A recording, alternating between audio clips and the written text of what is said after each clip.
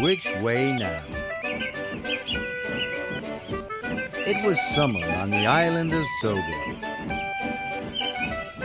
Lots of vacationers like to visit the mountains. They like to hike along the beautiful mountain trails. The trails follow the railway lines through the forest.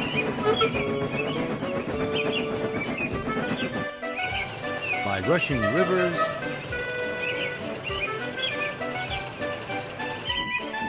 and around lovely lakes.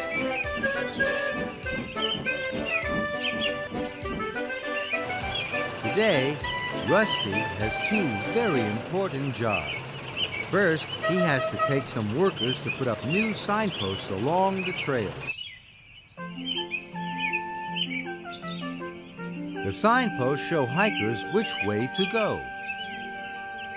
Rusty wanted the workers to finish quickly. His next job was to pick up Sir Topham Hatt, his wife, and their grandchildren from the wharf. They were all going for a hike by the lake. Rusty didn't want to be late. He hurried to the next location.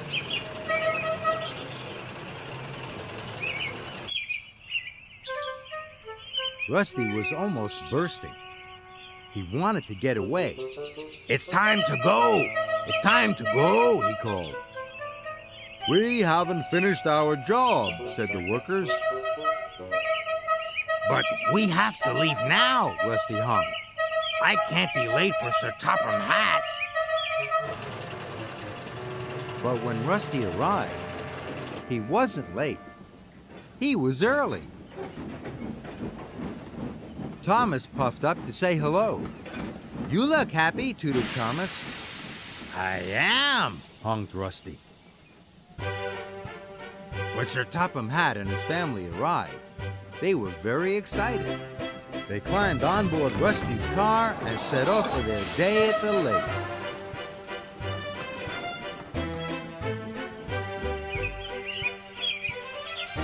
Rusty took them to the start of their hike.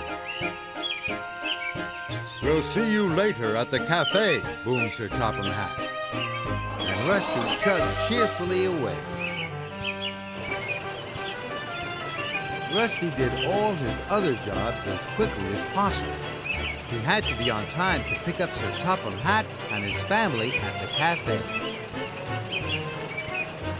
But when he arrived at the cafe, Sir Topham Hatt wasn't there. Rusty was puzzled. "They should be here by now." Rusty began to worry.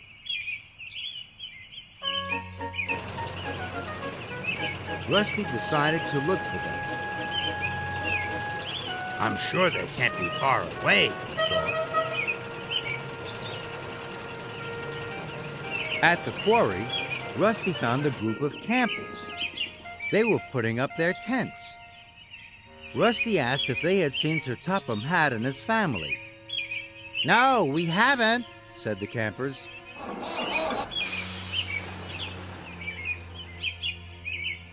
Then Rusty met a party of fishermen at the coal mine. "Have you seen Sir Topham Hatt?" he asked. "No," said the fisherman.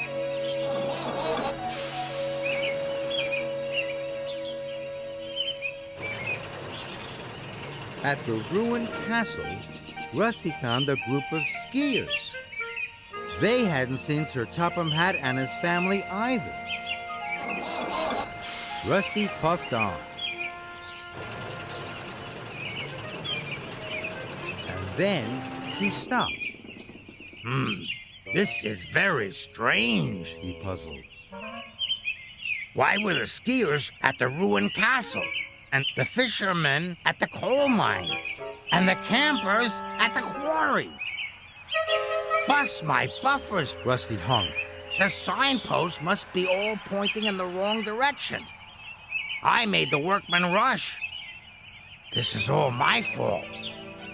Rusty knew he had to go back to the place Sir Topham Hatt and his family had started from.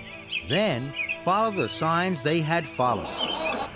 So Rusty raced off. Soon Rusty arrived at the place where he had dropped off Sir Topham Hatt.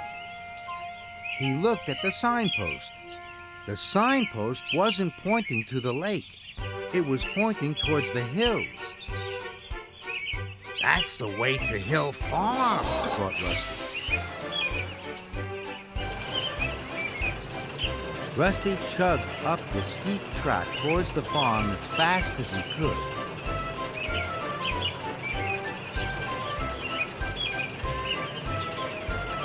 When Rusty arrived at Hill Farm, he found Sir Topham Hatt and his family. Rusty explained all about the signposts. I'm sorry, sir, he said sadly. I've spoilt your day. You wanted to go to the lake, and now you're at Hill Farm. But we're having a wonderful day, boomed Sir Topham Hatt. The children have had a marvelous time playing with the animals.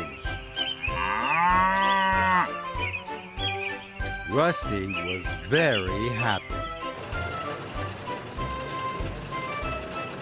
Later, Rusty delivered everyone safely back to the wharf.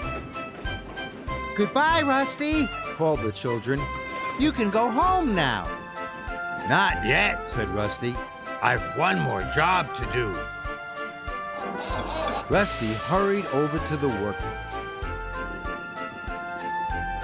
Rusty told them about the signposts pointing in the wrong directions. It was all my fault for hurrying you, he hooted. But I can take you back to put them right. And this time, I won't rush.